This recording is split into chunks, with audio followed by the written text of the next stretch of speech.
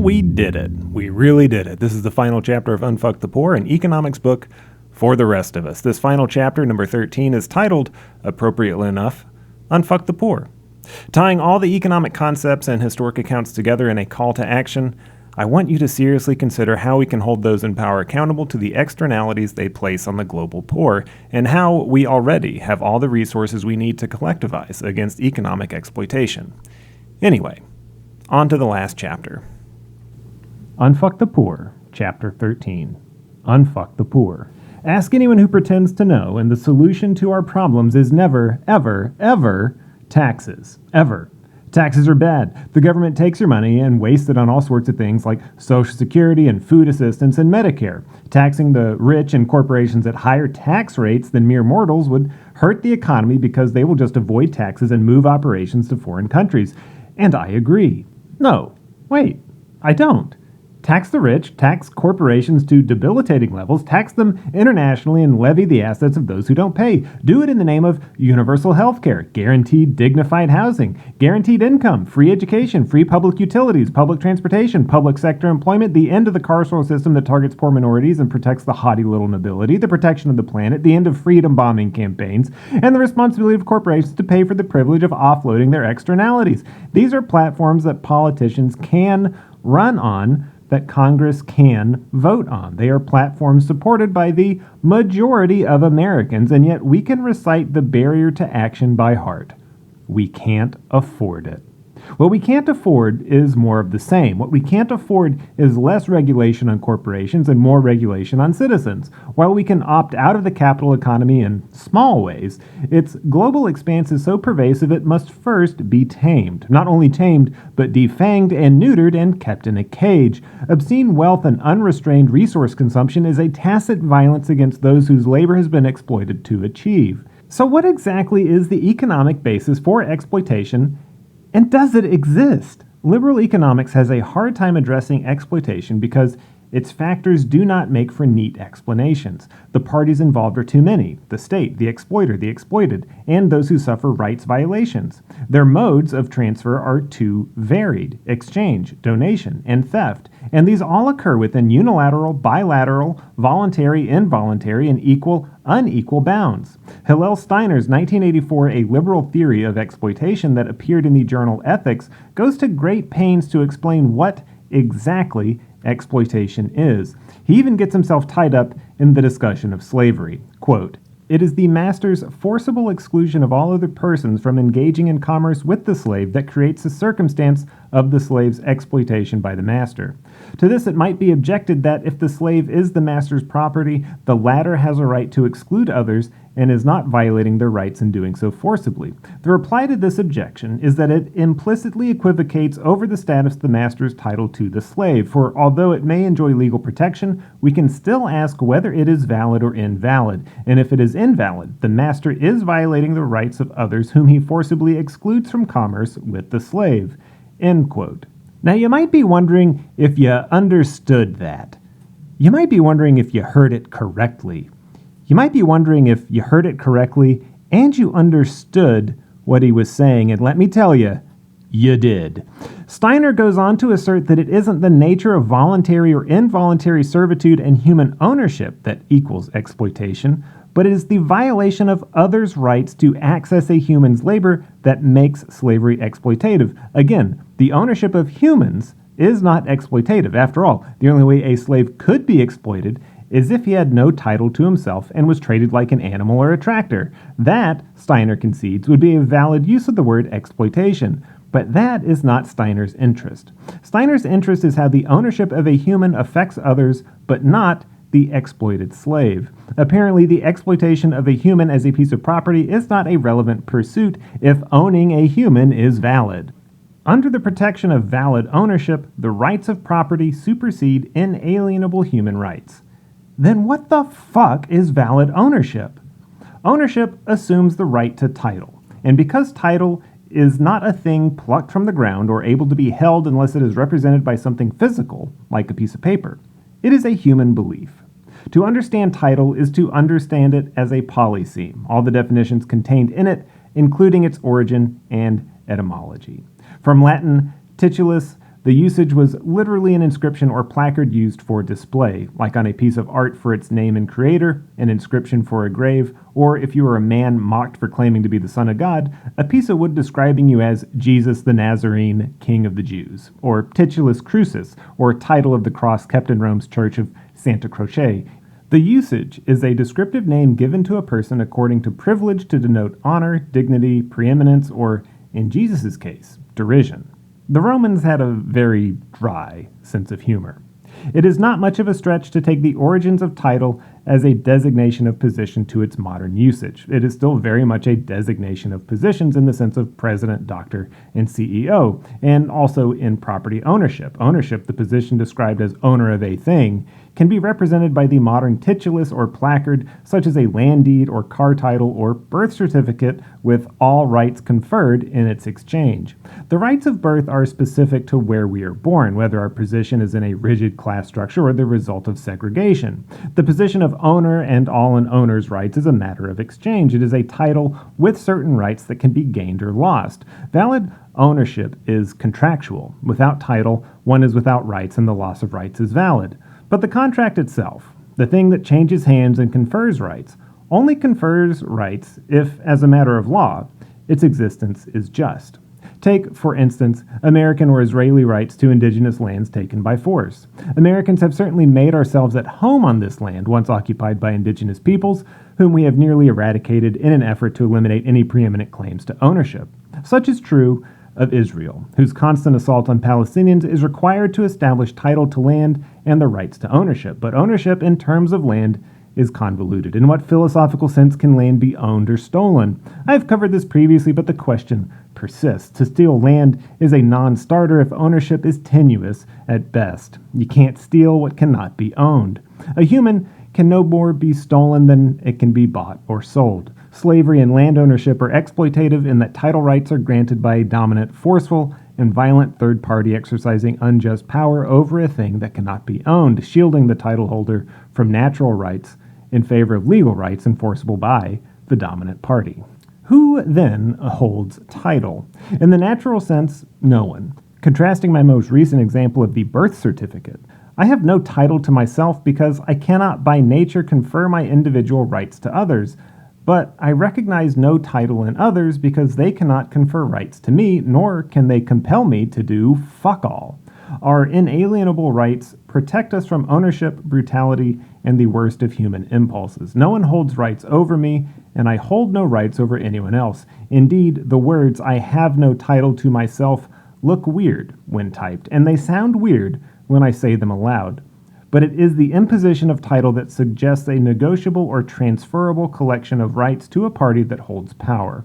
Regardless of legal implications, there is no justifiable position of power that can limit our human rights to autonomy, freedom from ownership and control. This is in direct opposition to property rights in general and the belief in self-ownership or self as property. When we quibble about access to education and healthcare, the underlying argument demands to know whether we are willing to negotiate that which cannot be negotiated.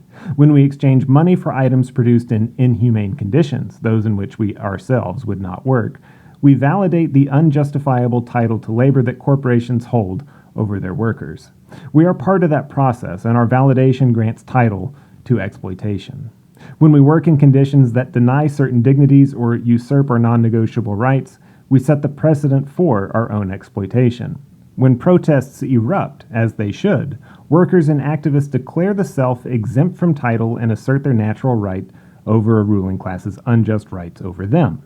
Steiner's clinical approach to exploitation fails where it refuses to question the justification of rights to title universally. Can you own a toothbrush? Short answer, yes. Ownership of any produced thing is valid if conditions preventing exploitation are present. Capitalism makes it difficult to justify the ownership of nearly any physical object. Working conditions along a supply chain are opaque at best. The rights to private property deny the public the right to know all the details outright of production, acquisition, and transportation.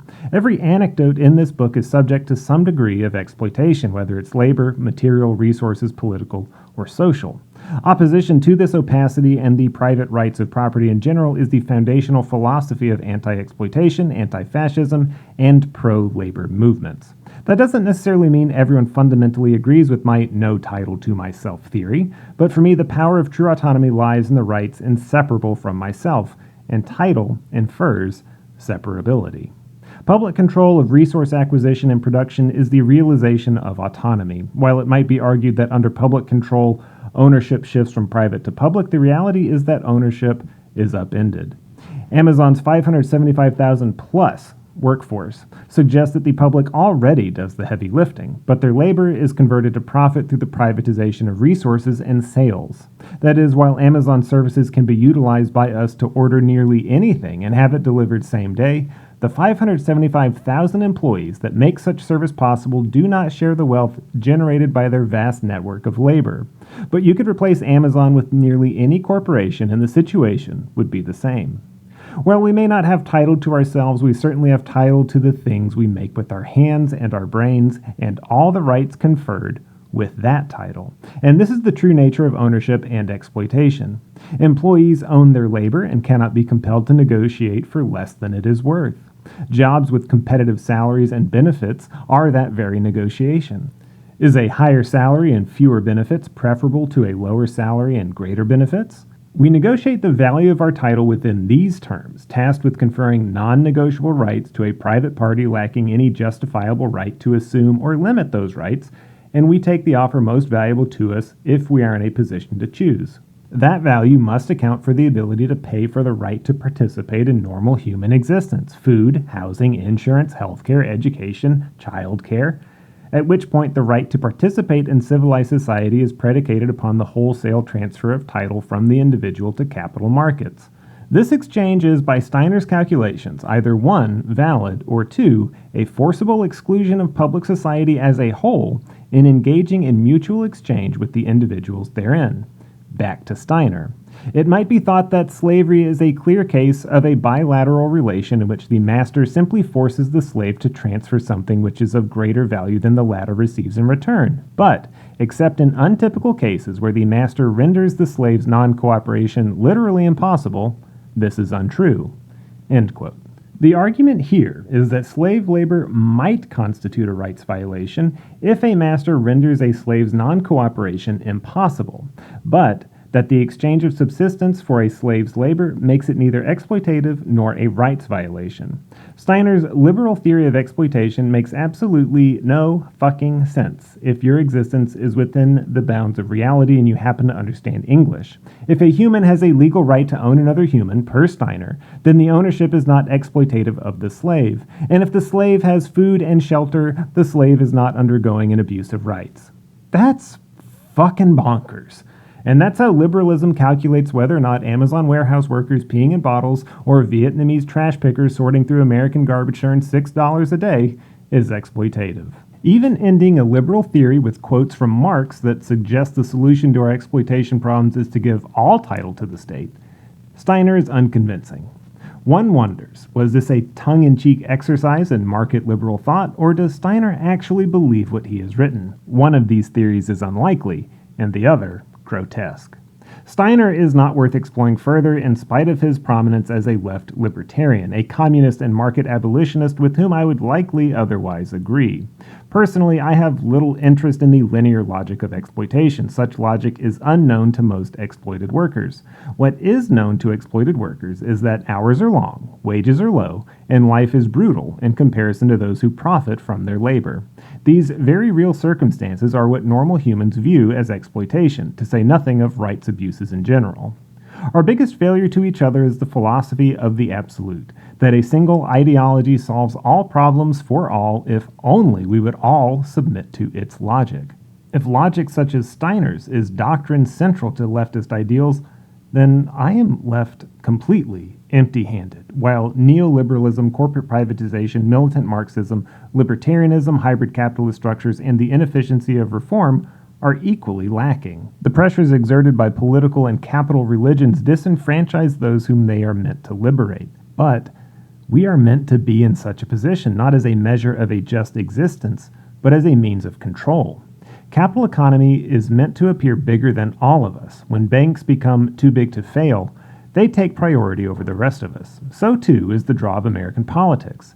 Every 4 years, there comes an ideological battle summarized in PR slogans that makes the selection between two shithouse candidates take precedent over all others who may very well usher in the real changes we wish to take hold, rather than, a repackaging of the stale neoliberal agenda that has been stinking up the whole goddamn house since World War II. Capitalism, economics, politics, and the corporation are at this point all the same thing. Where you peer into the workings of one, you find the imprint of another. This is not because we all at once decided to transform ourselves into a society of capitalists and consumers, but because these structures have successfully commodified the idea of the self. Homo economicus goes through life alone. He is told he is an individual, but he never deviates from the confines of his capital existence. Economics is a place that makes sense. If he is alone, you are alone, and so am I. He cannot help us because it is not in his interest, and so we are not meant to help each other. Homo economicus looks at the poor, the working class, the houseless, the abused, dispossessed, oppressed, and the ill as having their own self-interested choices to make, but it is not his problem if choices don't exist or are out of reach. Economics tells us that a person can succeed within its bounds, but it is deceitful about what person succeeds. It is not the persons within the offices, warehouses, factories, and vehicles that succeed, but the person who has been granted rights that supersede those of flesh and blood humans. It is the person who exists solely on paper with self-fulfilling rules that prove themselves in charts, graphs, equations, and dissertations, with the permission of the state whose leaders extract power and wealth in exchange. You see, economics is not actually boring as fuck. It is complex, brutal, oppressive, vindictive, and corrupt as fuck. It is rooted in historic aristocratic fuckery that has persisted for centuries as it privatizes property of all types, land, mineral, air, water, digital, controlling that over which no person or institution has any right to control. Systems that allow and demand such control rely on strict hierarchies of ownership.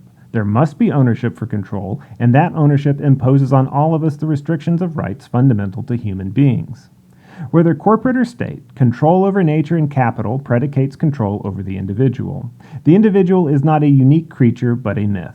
Individualism is no rugged pursuit of prosperity, but rather the outcome of isolating a human from her peers. When the individual makes it, capitalism takes credit for all that made her. For those who don't make it, capitalism blames the individual and denies responsibility. Within this framework, individualism is unattainable unless the self is disregarded in exchange for the demands of capital, and that requires disregard for those who struggle to meet those demands. Homo economicus, the ideal human, is the realization of the individual promised by capital, consuming all other things provided by capital for fulfillment. Consumption meant to replace the true realization of the self in the exchange. Consumption as a distraction, as a placeholder, and as a way of life. An entire world of abundance and wealth, built and created by the labor of Homo sapiens, is meted out in parcel by those who take the most. As long as we confine our decisions to the choices marched before us through ad campaigns and pandering attacks against the other, we have no right to claim ourselves citizens of democracy, free by right, and that alone. I end this book with an excerpt from the Anarcho-Syndicalist Review. Quote, "Unless democracy is a fraud and the sovereignty of the people a joke, it must be admitted that each citizen in the sphere of his industry, each municipal, district, or provincial council within its own territory, is the only natural and legitimate representative of the sovereign, and that therefore each locality should act directly and by itself in administering the interest which it includes, and should exercise full sovereignty in relation to them. The people is nothing but the organic union of wills that are individually free, that can and should voluntarily work together, but abdicate never. Such a union must be sought in the harmony of their interests, not in an artificial centralization which, far from expressing the collective will, expresses only the antagonisms of individual wills." End quote. Collective will may be vague, but the corporate world knows it well. It's called a mission statement, the entire justification for an organization's existence. I would like to propose a mission statement for humanity. Unfuck the poor. This has been the 13th and final chapter of Unfuck the Poor. It's a call to action to consider the economic impact of our decisions, the critical decisions we make day in and day out, like how we get our money, how we spend it, the cost of having money made available to us, and the critical decisions we make periodically, who we vote for, what we protest, and how we direct our energies when we want to support our fellow humans.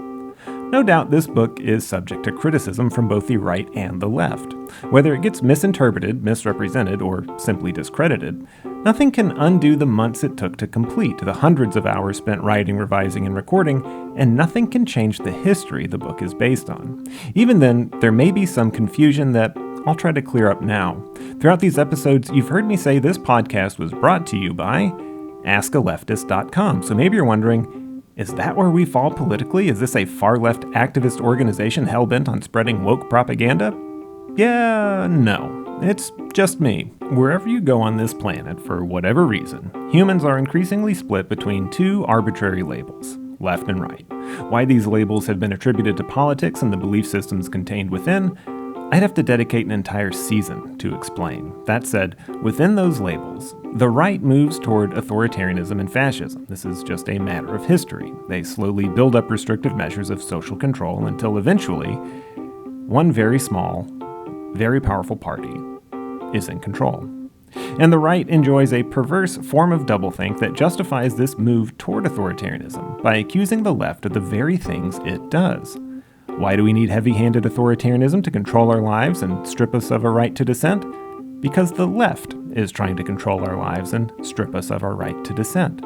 The right is also where white supremacists and neo-Nazis hang out, so I'm definitely not that. As far as being leftist, maybe I'm left-ish. You see, at a certain point, the beliefs of the far left and the far right intertwine. Distrust in power structures, criticism of authority figures, and the pursuit of autonomy are features of both the left and the right. Where the left fails is its belief in power, that power is good so long as it has good talking points. Those of us who have held out hope that our elected officials will live up to those talking points have been let down every single time. And this is a feature that has driven some leftists over to the right. And not just the right, but the far right. Leftist beliefs also intertwine with the beliefs of the political left, primarily equality in the distribution of justice, wealth, and well-being. The difference, though, is that I don't think these things are negotiable. I don't even think they're debatable. They aren't things to be watered down or packaged in socially acceptable marketing terms. They're also not meant to be sold out. So, to be a leftist is to be left adjacent. If power or hierarchy can't be justified, it doesn't need reform. It needs to not exist. It's a simple litmus test. In principle, leftist beliefs aim to strip restrictions on humans, restrictions that exclude, target, vilify, criminalize, or harm. There are a lot of ideas on the left for how to do that, and sometimes we overlap.